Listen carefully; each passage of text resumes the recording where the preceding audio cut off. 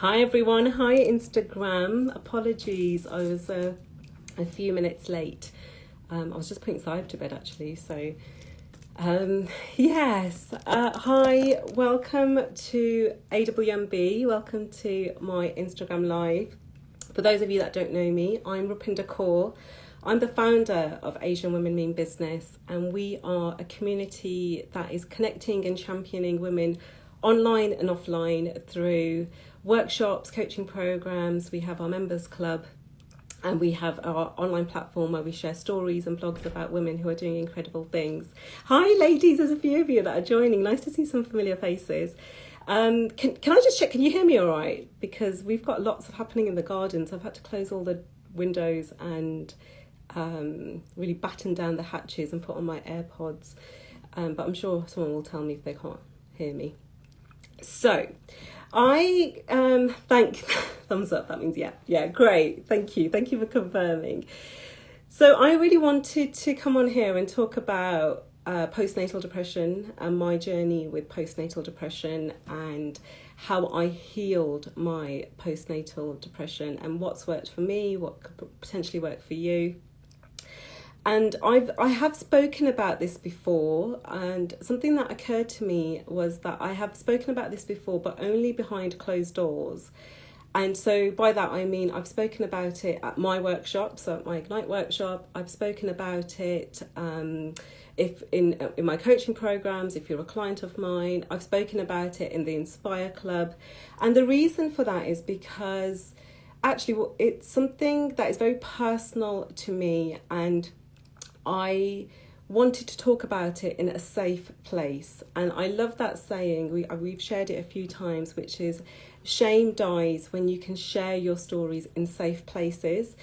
And I've got to be honest, this is very exposing, this is very open, and I do feel a little bit uncomfortable, and that's the reason why I haven't done this before. And that's also the reason why I want to acknowledge people like Harps from Baby Brain Memoirs, who was actually the first South Asian woman that I know of who's... I'm back. Sorry, I think there's a pause.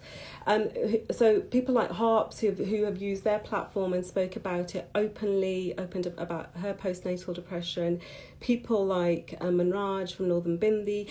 Women in our community who have spoken about this openly, and I pay credit to you and admire your sense of strength to do this, because it is really intimidating and overwhelming to do something like this live.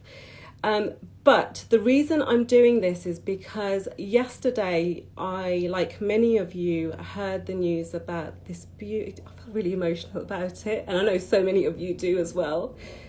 But reading the story of Nima and this woman in our community who was suffering from postnatal depression, from postpartum depression, and just felt like she had no choice but to end her life, it knocked me for six. And I just, so that's why I posted yesterday about my story, because the first thing that came to my mind was when I read what she had wrote about the fact that in Indian society, people don't understand postpartum depression, we don't talk about it, there's a stigma attached to it. I realised that I'm part of the problem then, because I have had postnatal depression, and yes, I'm talking about it behind closed doors in a community that I feel safe about, but actually there's more work to be done. And those of you, the first thing I will say is, those of you that have a voice, we all have a voice, we all have a platform, please use your voice, please use your platform to break some of these stigmas, to talk about some of these things. Because when I read her story, I just thought, well, what are you going to do about it? So that's why I posted, and I had a very disruptive sleep, and I woke up this morning and I thought, no, I'm going to share, I want to talk about my experience in the hope that it might help someone else who is going through it. And even if they have a small glimmer of hope of what can be when we overcome this. The other thing that really touched me was my strength of feeling at this woman's experience, who I'd never met. And so many of you have messaged and said the same thing. And I saw something really beautiful by Navroop Kaur, Sikh mum, that she said, this is how I felt. What have we done as a community? How have we let her down? What more work is there for us to do as sisters to support each other and to share our stories? And the fact that we are all one, the fact that we can feel each other's pain and we can support each other even when we are complete strangers. I don't know this lady, she's not part of my world, but she is, because I see me in her and I see so many of my sisters in her as well. So I was sitting with that, and then when I shared my post, Deepa messaged, and she had shared, Deepa for Yoga had shared her story with PND, and she messaged and she said, it's because you shared your story, I wanted to share mine. And that's the ripple effect we can have. When one of us speaks, someone else speaks, someone else speaks, someone else speaks. And what I've realised is that we all have something to contribute to this conversation. It's very easy, and this is what I did. I just thought, Harps has an amazing platform. She's talking about this. So-and-so has an amazing platform. They're talking about this. But we more of us need to be talking about it. We all have a unique experience with postnatal depression, and you don't know, I don't know, it could be one person that relates to my experience, it could be one person that relates to someone else's experience. We all have an opportunity to share. So that's the reason for coming on live, and that's the reason for wanting to talk to you all and share publicly my story and my journey with postnatal depression, how I healed it, what I did to support myself. The first thing I'm going to say is that obviously I'm not a doctor. I don't have a medical background. So that's my disclaimer. This is my story. It's about what's unique to me. It's my truth, and I stand behind my truth. And the hope that you take something from this, whether it's you, whether it's someone close to you, whether it's something that, I had followed Harps's blog for a long, long time and didn't have postnatal depression when I had there. And when I had it with Sahib, I went back to her stuff. So you never know when people are going to come back to stuff as well. So I had Sahib in 2017, and I knew straight away. My background is I have a degree in psychology, and I chose to go into HR. I have a master's degree in HR.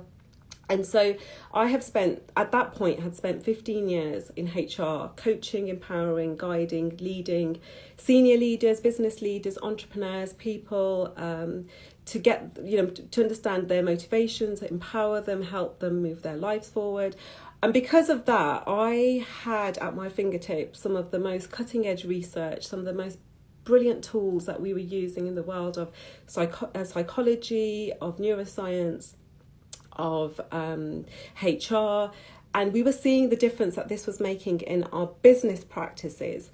So that gave me a very, very unique insight into that. When I got postnatal depression, I was able to recognize it very, very, very quickly. So that's my first thing I would say, is that postnatal depression can affect anyone. Depression can affect anyone. Mental well-being, illness can affect anyone. It doesn't care for our degrees, our experience. It doesn't care for our ego. My ego took such a bashing when I realised I had PND. It doesn't care for that. Just in the same way, if you were diagnosed with a terminal illness, if you were diagnosed with cancer or, an autoimmune condition, or if you were, in an accident and something happened to your arm or your leg, those conditions wouldn't care about your education, wouldn't care about your background, wouldn't care about where you have come from. That's exactly the same to be true of depression. So we need to understand that, because as soon as we understand that, what it does is it breaks down some of the barriers and some of the shame and some of the stigma around why me? How have I got depression? So as soon as we understand that, it can happen to anyone. It happens to so many of us. It's so common.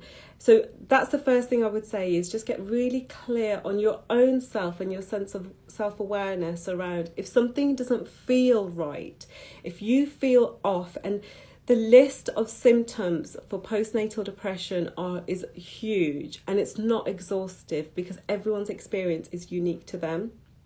So with me, I recognised it very, very early on, within days, and I would even say within hours, I knew that I was in for a bit of a bumpy ride, let's say. And for me, my postnatal depression affected me with an overwhelming sense of sadness. And just, I was sad all the time. I was crying all the time. I had just an aura and lack of energy around. It was almost like I was going through a grieving and a bereavement process, which, by the way, I was because someone very close to us had passed away within the year. So I was going through that, but I also knew that how I was feeling wasn't exclusive to grief and bereavement. I knew that there was more at stake. So the first thing was I recognised it in myself. I could see that the shutters were going down in me. I could see that I didn't feel myself. I was feeling very sad. I was feeling very, just very dark, very, very dark moods, very, very low feeling. And that was my experience. Other people experience PND with an overwhelming sense of anxiety, with an overwhelming sense of worry. They think that something might happen to their children. They lack confidence when it comes to their kids. I didn't have any of that. But what I did have was just feeling sad and low and down all the time. And that's when I knew that something wasn't right. So the first thing I did was I spoke to the health visitor. So when I was released from hospital, I came home. The first thing I did was I spoke to the health visitor, and I told her my symptoms, and she agreed. And she said to me, what do you want to do? Do you want? And because of my background, what I said to her is I want to sit with it and just try different things and see what I can do to minimise some of the things that I'm feeling. But I will come back to you. So that's the first thing, is that our medical practitioners are there to support us. I have a lot of regard, and there's lots of doctors that we are connected to through AWMB. Go and see your GP if you're feeling like this. Do go and tap into that support. But one thing that I realised for me, which I think is true for many people with any type of depression and PND as well, is that depression and its symptoms are that it's a symptom. To treat it and to heal it, you've got to understand the cause. You've got to understand what is it that's making me feel this way.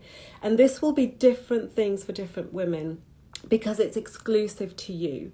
So I had to make some space in my life to really understand, why do I feel like this? What is it that's causing the depression, that's causing these symptoms? How can I understand what that is? And the way I did that was I went to a therapist. So I have a lot of love and respect, of course. I've done psychology for therapists, and there's different types of therapy that is available. For me, I needed someone that could just hold space for me. So I went to a counsellor, and I wanted her just to hold space for me so I can articulate what I was feeling and going through, that I could kind of make sense of this jumble that I had in my head to try to get to the end of the tether around what is causing this and driving this. If you don't have the ability, if you go through the NHS, and I know sometimes there's long waiting lists, if you can't go private, what I would say is maybe see if you have a friend who can hold that space for you. So what you would say to them is, I'm trying to make sense of something that's going on in my mind.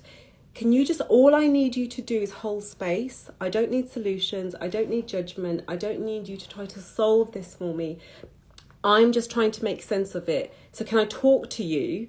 And let's see what happens. I did that as well. So I had a couple of friends that I did that with, and it really helped me to voice it, to articulate it, for me to understand what was and unpack what was happening for me.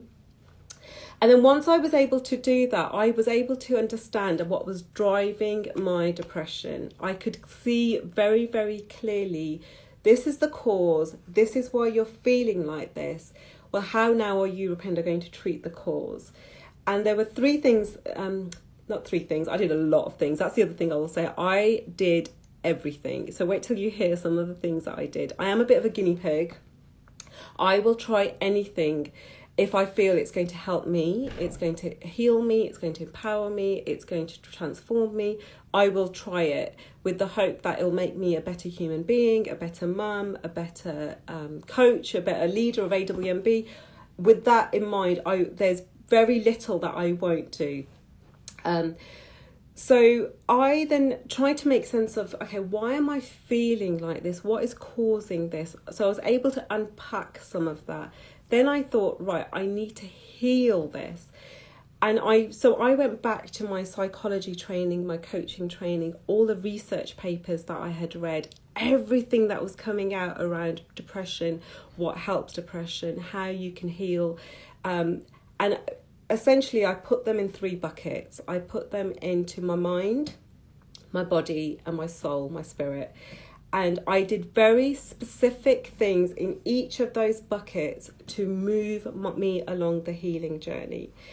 But the first thing I did before I did any of that was I got really clear on what my needs were. And I talk about this a lot in our Inspire Club. What I feel is happening is that women are not, especially South Asian women, because we haven't been taught how to do this, we are not talking about, we're not able to sit with ourselves and ask ourselves, what is my need? What is missing for me? What do I need? And the way you do that is by creating space in your life for you, and you sit with yourself. I did this through journaling, through meditation, through mindfulness, and I'll talk about them. And I got really, really clear on what my needs were. And I also got really, really clear on what my triggers were. And then I sat down with my husband and said, this is how I'm feeling. These are my triggers. These are my needs. How can we work together to make me get through this time? And so we sat down together, and I explained all that to him. And the first thing that came up was that I needed a gatekeeper, because the first thing that I realised was that in order for me to heal, I needed space and I needed time. And what I didn't need is what happens when you have a baby, and particularly when you have a baby boy, is the flurry of visitors and people coming and taking over. I didn't need that. I didn't want to expose myself to that. So what I said to my husband was, I need you to be the gatekeeper. These are the only people that I want to see. It was a list of probably 5 people. They're the only people I want to speak to. They're the only people I want to see. I feel too vulnerable. I feel too low. I don't want to see anyone else. And he said, that's fine. So he took my list. He said, that's fine. So anytime anyone said to us, oh, we want to come, I didn't even see the messages. Harinder took care of everything. He was very honest, and he just said, look, Rupinder's going through, and I didn't mind that. I just, we're not going to, so he said, look, Rupinder's going through something.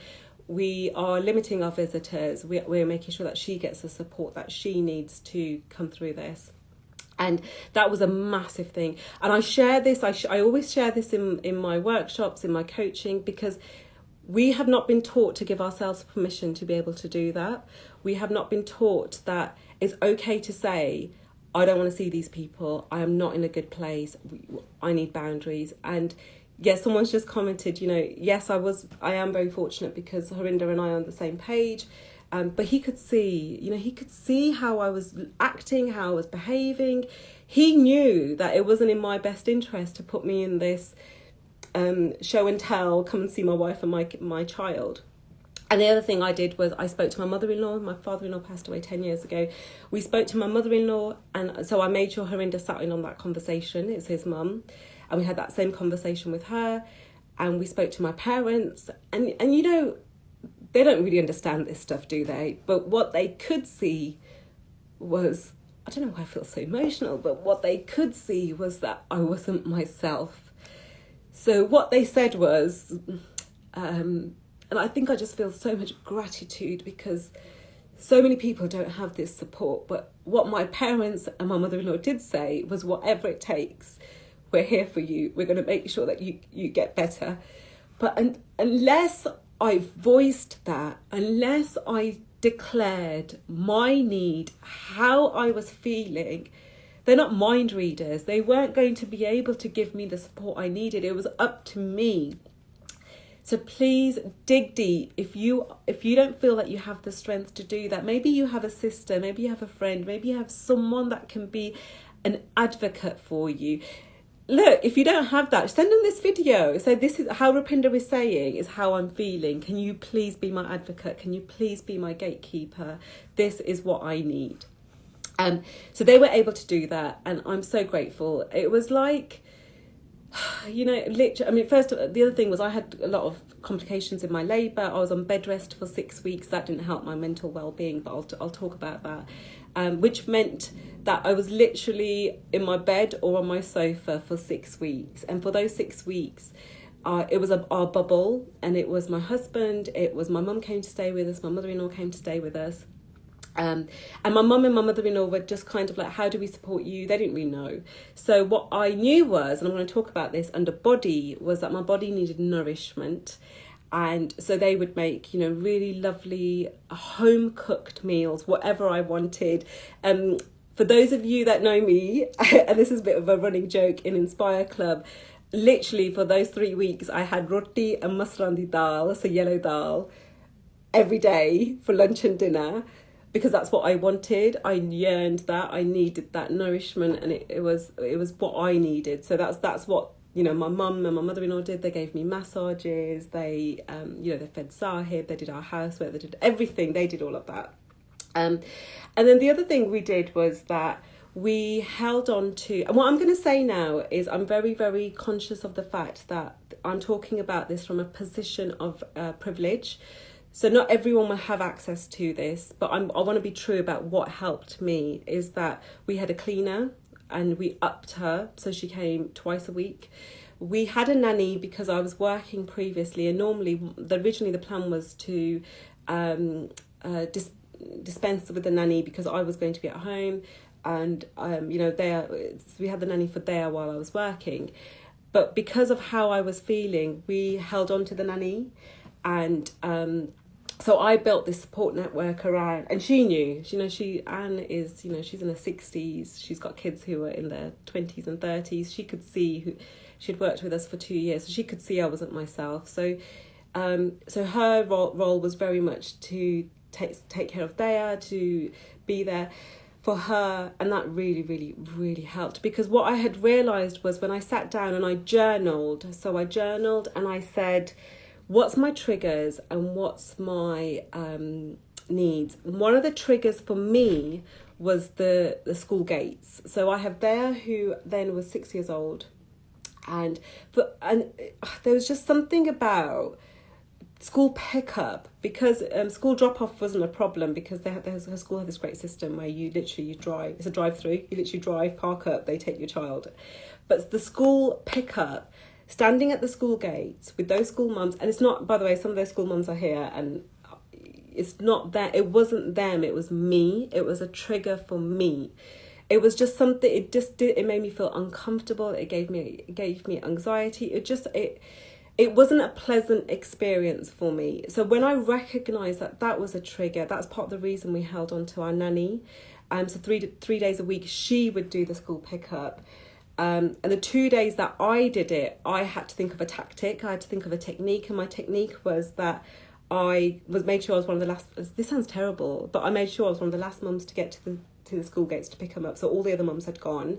And literally I could just run in, pick Thea up and get back to the car. But this is what I had to do to protect my mental well-being and my health. And but I knew these are my triggers. This is what I need to do. I knew certain people, certain family were triggers, and I knew I had to keep them at bay. And that's where Harinder, my parents, and you know, my mother-in-law helped, because they knew, and they were able to. I didn't even have to see those messages. There was no guilt trips. There was nothing. But I'll tell you what did happen. Some of our friends in our family realised and understood, and 6 months, a year later, they came to us and said, how are you now? Are you up for visitors? We still want to visit you. We still want to see Sahib. Are you in a place that you can accommodate that? How beautiful is that? How beautiful is it to have people in your life that were like that? But I'm going to be honest and say there were some people that just didn't understand. I think maybe they felt that we had pushed them away. They felt maybe it was an ego thing. Maybe they felt really hurt, and they couldn't articulate their hurt. They couldn't understand what I was going through, my pain. And sadly, what that meant was that we no longer have those relationships and friendships, because they didn't get back in contact. And even though, I was going to say, even though I tried, if I'm being honest, I probably didn't, because there was a lot of hurt there from me as well. So I'm just being really, really honest about some of the things that I did and some of those implications of that. And some of the things that I realised was how important it was to ask for help, because I never used to ask for help. I'm the oldest daughter. I'm the only daughter-in-law. I am the one in my generation and in my family that is seen to be the person that has it all together. I'm the one that my cousins turn to, my friends turn to. I'm the one that my parents turn to. I'm the one that everyone turns to sort their stuff out. So for me to ask for help was a massive thing. But I did it because I knew I had no choice. I knew how I was feeling. I had no choice but to ask for help, but to open up and be candid and say, this is how I'm feeling. And what I realised was that so many people were eager and keen to help. So many people, there's 10 years between me and some of my cousins. So bear in mind, I was 37, 38, they're 27, 28. And so they've looked up to me all their life. That I'm the one that's been there for them. And now the tables had turned. And they were amazing. They were so amazing. The support and love that they gave me, just to make sure that I felt not alone, that they were there for me, that there was stuff, and it was stuff like they'd send me messages, they'd send me flowers. They, some of them came to visit. And I'm going to talk about this in spirit, that they were very closely connected because of our faith. And so they would send me Kirtan, they would send me Panktiyan, they would say to me, we're doing an ardas for you. Like, the love was incredible. And what that did was it made me feel less alone. Because here's the thing about depression and those dark, dark, dark nights of the soul. You do feel alone. You do feel like your God has forsaken you. Never mind the human beings in your life. You feel like the creator that brought you here, you feel like they have turned their back on you. And that's why, even though I never felt suicidal, it's not a huge leap of my imagination to understand why people and why women feel so alone, so dark, so isolated, that they choose to do that in a way that they don't have a choice. They feel like, I have nothing, I have no one, I'm so alone. And I can see that. But by me opening up and letting people in by saying, I'm not feeling great, this is how I feel. What it actually did as well was it opened the opportunity for other people to step up for me. Because and so many of them had said this to me, they said, for years and years, you have been there for us. We feel really blessed that we have an opportunity to be there for you. So you might be going through that. And again, I would just encourage you, who do you have that you can turn to, that you can open up to? Because they will want to be there for you, just as you will want to be there for them. And don't deny them that as well, is the other thing I would just add. So specifically then, the tools that I used and how I was able to move forward in my PND was, the first thing I did was, my background is in psychology. So I knew that it was like a mental game. And I knew that I needed to reprogram my mindset. I knew that I had seen all the research that was coming out that showed that neuroplasticity is real, that we have the ability to reprogram our mindsets. We have the ability to choose our thoughts. We have the ability to pick another thought just as we would pick a different item of clothing. I had seen it all, and I just kind of thought to myself, I'm going to try this and see if this is true and treat myself as an experiment. And so the things that I was reading were things like to practice affirmations. So because my mind was just riddled in negative thoughts, in sad thoughts, which I knew I didn't want to feel anymore. Because here's the thing, what happens is you have a thought, it triggers an emotion in your body. your body holds on to that emotion, and it's that and that emotion then triggers the thought, and then it's that self-perpetuating circle. So I knew it started with the mind, and I needed to tackle my thoughts. So what I did was I started to reprogram my mindset with affirmations.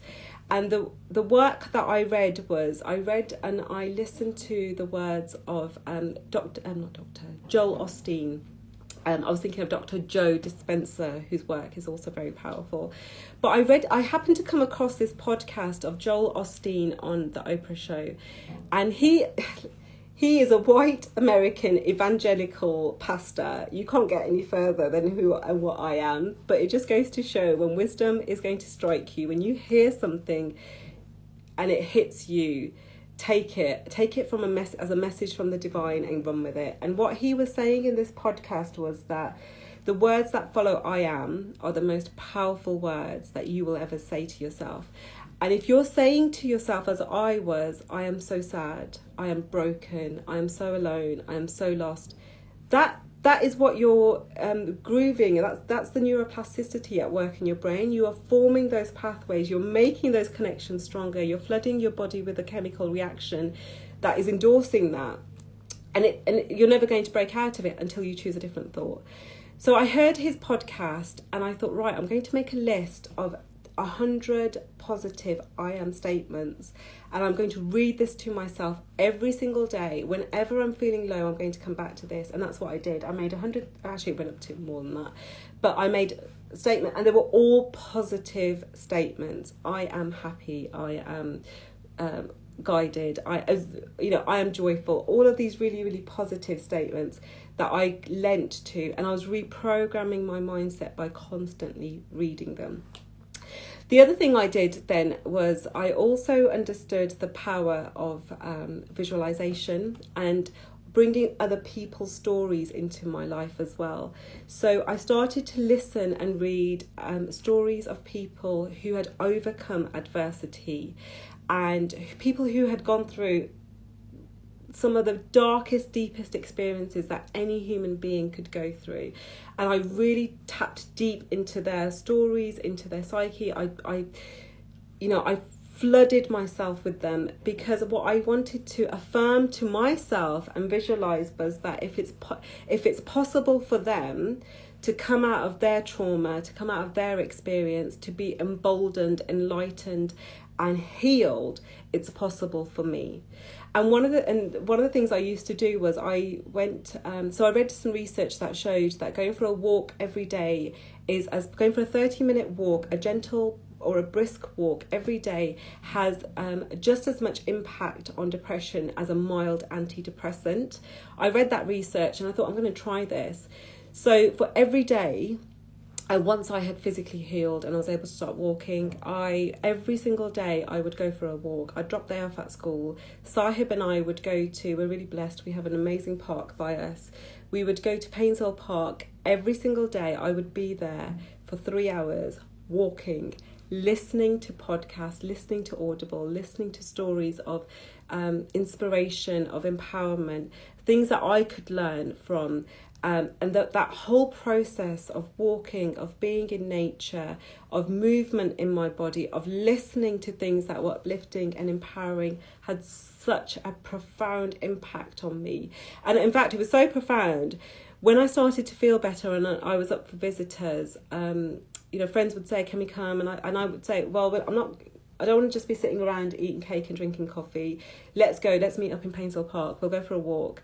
And then what they said to me was, this is so amazing that they started doing it. And once a week, I'd go with a different friend and they would start going.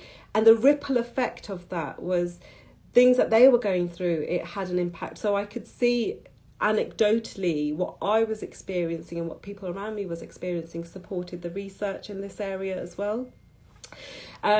This is when I really started to practice mindfulness, which is when you get really present in the moment that is now, because a lot of our depression is rooted in past circumstances, things that have happened to us, things that we feel angry about, resentful about. These are the things that I was feeling angry. I was judging. I was feeling bitter. I was feeling resentful, because that was rooted to the past.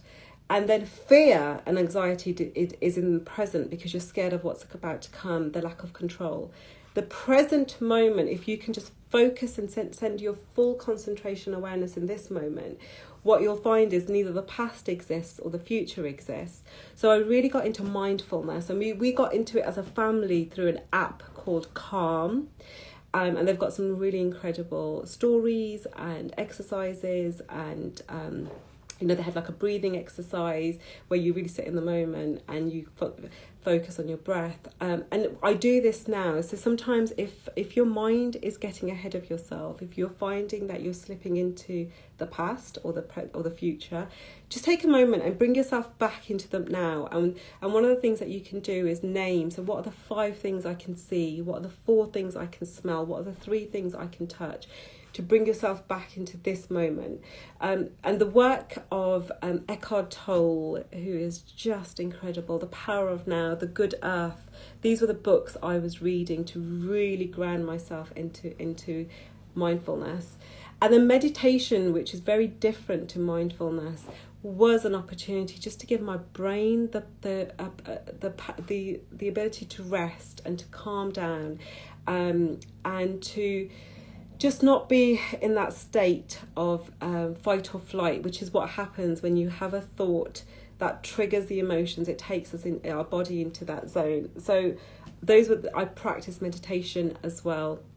And I'm a really powerful visualizer. I can visualize, and I can just as easily as it is to watch a video, I can visualize. So I would visualize myself coming out of this depression. I would visualize how I would look and feel and the experiences that I would have. So those are some of the things that I did for my mind. For my body, so one thing we need to understand about depression is that at a very fundamental level, it's a chemical reaction.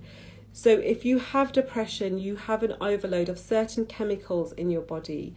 And at a very simple level, I'm not a biologist, but the research made sense to me, was that if you then flood your body with the chemicals and the hormones that are opposite to that, you will naturally start to feel better. So those hormones and those feel good are things like dopamine, serotonin, endorphins.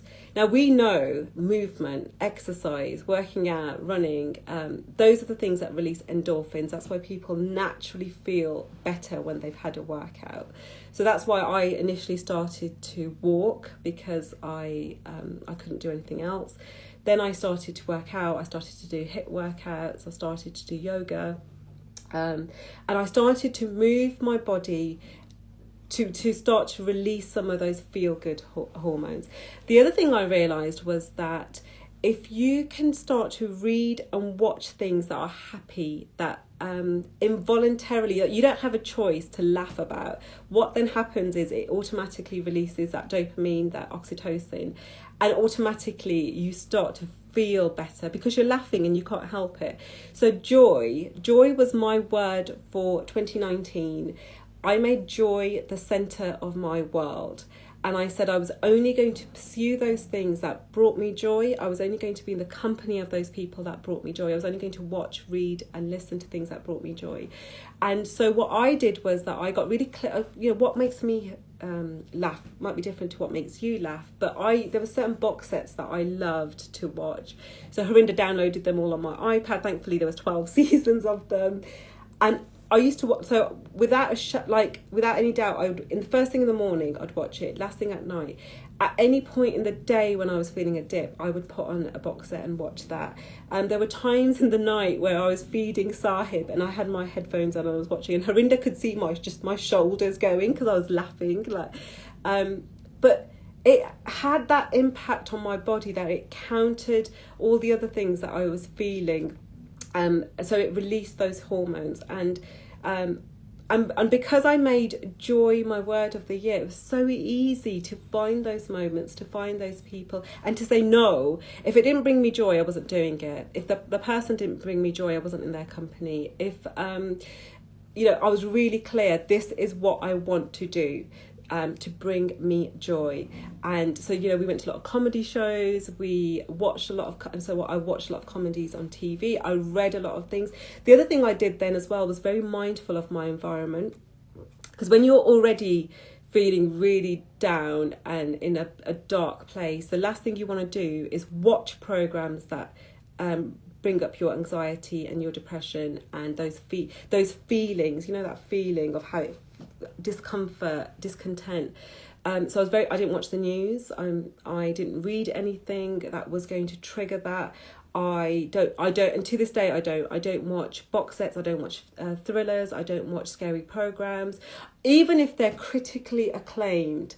I tap into myself. I think, how do I feel when I'm watching this? How do I feel when I'm reading this? Why am I don't need it. It's a bit like, if you have got a scar, if you've cut yourself, you're not going to just wave that around and put salt on it. You're going to heal it. You're going to protect it. And that's what we need to do with ourselves and our mind and our energy, and really get really clear on actually how am I making sure that I stay whole within myself and I'm not taking on other people's anxieties as well.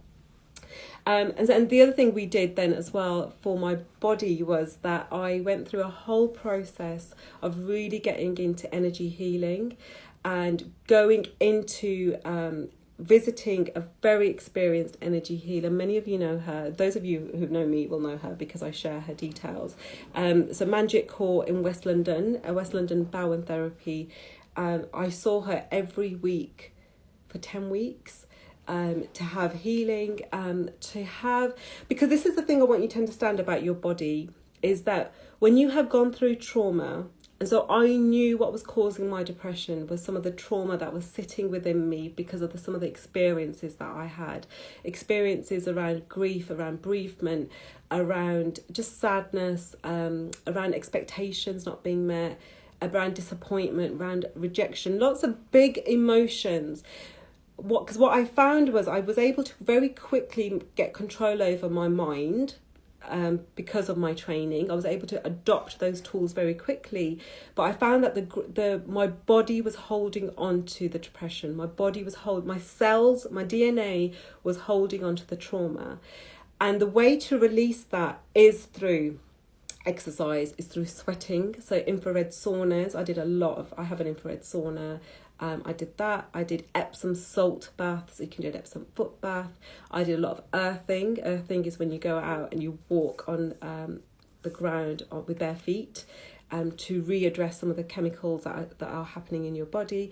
But I also realised I'm also, I am into crystal therapy. That worked for me. But I also realised that when there is a need for someone who has far more gifted ability than I did to transmute and transform some of that energy, and that's when I call them like my A squad. That's when I would go to. I have had Reiki, I've had Bowen therapy, I've had something called metaphysical autonomy technique. I'm just trying to think of the word.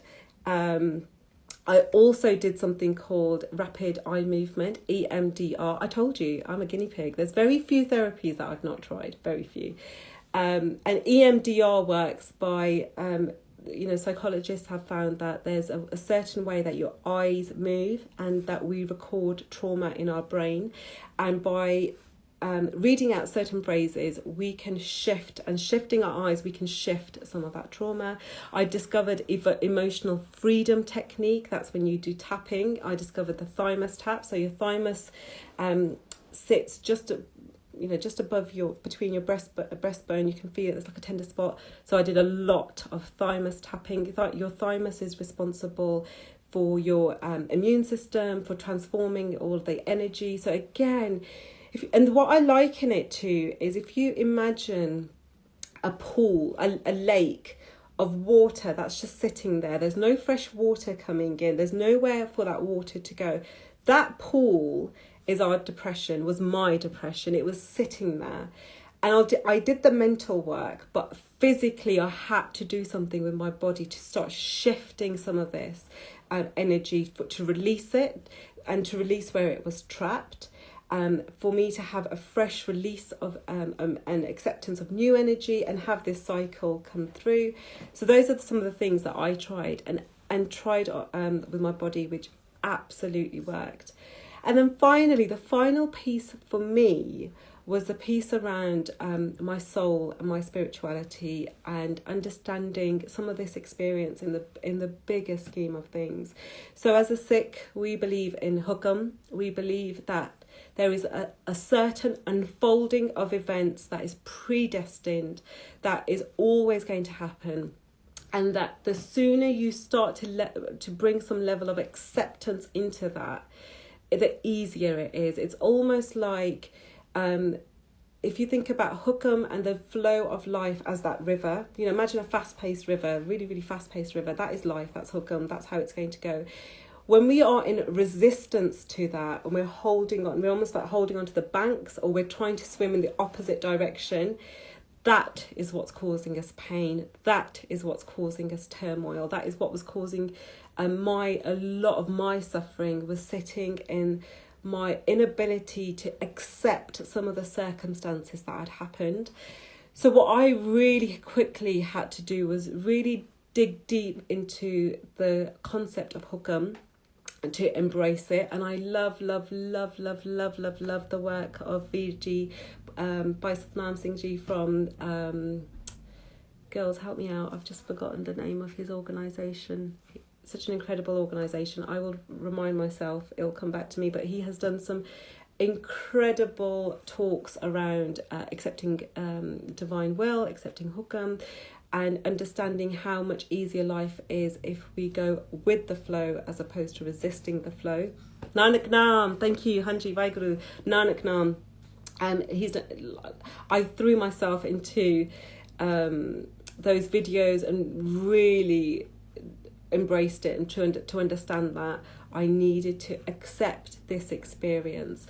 I prayed like I had never prayed before, and it wasn't a prayer for get rid of this experience, because I don't believe in that. I don't believe that I believe that if I was led to this experience, it was there for a reason. It was there for a learning that I had to go through. What I prayed for was strength, was for resilience. I prayed for the tools. I prayed for the teachers. I prayed for people to come and help me and guide me, which absolutely happened, with the therapists that I had, with the healers that I had, the sisters that I had, the connections that I had, everything, it all unfolded in exactly the way it was meant to. But also during this journey, I also came across this other concept, which Dr. Bernard Beckwith, who is the leader and pastor of the Agape Institute in USA, coined, which it resonated really deeply with me, which was this concept of Kensho, and this concept that sometimes our soul needs to go through a baptism of fire. It needs to go through these really grueling, difficult experiences, because there's a learning in that experience if we allow ourselves to open up to it. If we ask ourselves why, instead of asking ourselves, why me, asking ourselves, actually, what am I here to learn? What is this experience here to teach me? And that's how I recognised this experience. Even when I was going through it, I recognised that there's a learning here. There's something here that is to be savoured, experienced. And so I kept a journal to really understand what I was going through. I recommend journaling. I started to really own my emotions, and I talked about all of my emotions. So I don't believe in... there's a term called toxic positivity, which is, sometimes people will say, I'm feeling down, and it's like, oh no, you don't feel down, you feel like this, read this, It's okay to be down. It's okay to be sad. It's okay to own our emotions. And until we own the emotions, till we articulate them. So until I was able to say, I feel so let down, I feel betrayed, I feel resentful, I feel angry, I feel bitter. Until I was able to say them, they were buried within me. And anything that's buried within you will not be healed. You're not even allowing yourself to have the expanse of healing. So when I understood what that Kensho experience was, when I understood what that was about, it reframed the whole thing for me, and I understood that this is a learning. There's going to be something that comes out of this. You just have to be patient. And for me, it was about applying all the tools. One of the questions I get asked is whether I took medication. I didn't take medication, and that's not to say that other people shouldn't take medication. But I took supplements, so I did a lot of research. And when I thought about my body, think about, what are you eating? Think about what are you consuming? So I was very mindful about what I put in my body. And that's where it goes back to what I was saying about having my mum and my mother-in-law and having home-cooked, nourished meals full of nourishment, understanding that food has an energy value, and I wanted to consume things that had a high energy value, understanding the importance of blessing my food, blessing my water, and being very mindful about what I was consuming. But the supplements, I took very specific supplements. I took omega-3, omega-6, and I took St. John's wort. But again, I'm not a doctor. This isn't medical advice. This is my experience and what I took. And I think I do feel like there is a place for medication, for Western intervention, as well as everything else. It's not do this or do this. It's do this and do this. And so, I've just shared with you some of the things that I use to heal my PND, some of the things that I use to really throw at it. One of the things I didn't mention actually was so profound for me was when it came to mindset was the power of gratitude. And I came across Sean Akers' TEDx talk. He is a Harvard researcher. He's done some incredible work around how do you become happy? What does it take for human beings to be happy? And his research showed, he did a clinical study, it showed that if for 21 days you write down 3 things a day that you're happy with, that you have gratitude for, and really feel that emotion of gratitude, really let that seep in, and because we know what gratitude feels like. The impact of that, you do it 3 days, 3 times 3 gratitude things for 21 days, the impact of that stays for 6 months. So what I was doing was every morning and every evening I would practice gratitude. I would list 10 things I am grateful for every morning, and I would do that in bed before I even got up. 10 things, Rupinder, what are you grateful for at this point in your life, and at night time. And then what I would find is if at any point I was having a moment where my mood was dipping, I would slip back into the gratitude, the I am affirmations, the emotional freedom technique.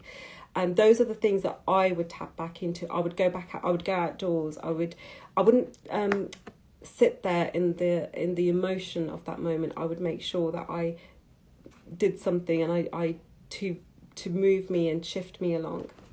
So those are some of the things that I did. And I hope that that's been useful to you. I just want to finish by saying that we don't know why we have these experiences. And I know when you're, like I said, I know what it feels like when it's a really dark night of the soul. I know how that feels. I can understand why women and men feel that they have no choice. I can understand how it feels when you feel so alone and so isolated. But I just want you to know that we're never alone, never. And if you're being brought to this experience, there's something that will guide you and take you through this experience. The whole experience of postnatal depression, let me just tell you what it did for me. When I came out of the process, I came out of it about 9 months later.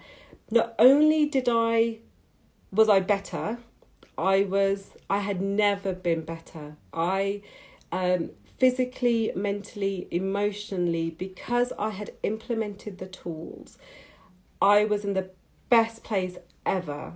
And I came out of that depression and I thought to myself, more women need to know that about these tools, about what I've done, that if it's helped me, it could help them. And I just thought, okay, well, how am I going to do this? So I decided to host a one-day workshop at my home, and it was called Ignite. I did that, and I invited, 10 women came along to that. And that workshop was incredible. The testimonials were amazing. Women were telling me about their stories of transformation, of the impact that these tools had had on them, what they were able to do. That then led me to resurrecting AWMB, because although Asian Women Mean Business has been around for a few years, I took a break, and that's a whole other story. I took a break, and for 2 years I did nothing with this platform. But when I did the workshop, I decided to resurrect AWMB because it reignited the passion of coaching, of AWMB, of stories, of using this platform as a voice for good, of championing other women. And then that workshop and that resurrection has led on to, I think I've done the Ignite workshop 7 or 8 times now. Probably 80 women have gone through that workshop. It led to me doing the Elevate coaching program, and that coaching program is the only program of its kind specifically for South Asian women, calling upon coaching, neuroscience, psychology, but also ancient wisdom, spirituality. All of this plays a part in our healing. All of it does. And I'm such an advocate of it being a holistic approach, not just medicine, not just this, not just that, but all of it. And that then led on to so many more incredible things with AWMB, and it led to me being invited and accepted onto the Forbes Coaches Council. It's led to awards, it's led to Powerless, all of this stuff. It led to the Inspire coaching, the Inspire Club, which we have now. All of this, everything that you see, the platform, the accolades, the work that I'm doing, the testimonials, and that's the main thing for me, is the impact, my story, the tools that I'm using, everything that I'm sharing, the impact that it's having on other women. All of that has its roots, the core nuclei is in me having postnatal depression. All of it. If I hadn't had postnatal depression, if I hadn't gone through that experience, if I hadn't used some of these tools, if I hadn't come out of it, if I hadn't done the workshop, I wouldn't have gone on to do everything else that's happened since. And I wouldn't have the blessings and when I see women sharing, and you'll see some of this because we're going to be opening up the doors for Inspire Club again next month. So women are now sharing some of their stories. When I see what women are telling me that they have gone through, the transformations that have happened in their life because they are using these tools, because they have access to this community, it pales into insignificance my experience. It pales into significance everything else. I'm not bothered, most of you know this, I'm not bothered about awards, about accolades or any of that. What I'm bothered about is that I don't want any woman to feel alone. I don't want anyone to feel that there's not a way out of this. I don't want anyone to feel that this is it. If you have PND, there's not hope, that you're going to be labelled, that there's a stigma. That's absolutely not the case. I put all my success, I put the person that I am now in very firmly and squarely into my experience with PND and being able to come out of that experience. So I want to leave you with that, and that hope that things are never as dark as they look and they feel in that moment. You're not alone. There is support available to you. I hope this has been useful, and you will take away some of the takeaways from this and implement them. Don't just listen to it. Do it. That's what I had to do. I took responsibility for my healing. I took responsibility for my growth. I took responsibility for my trauma, and I threw the kitchen sink at it because I owed that to myself, to my children, to my family, and you, if you're feeling the same, you owe it to yourself as well. So with that, I am going to leave you with lots of love and light and blessings, and from my heart to your heart, I wish you nothing but growth and development and transformation and support.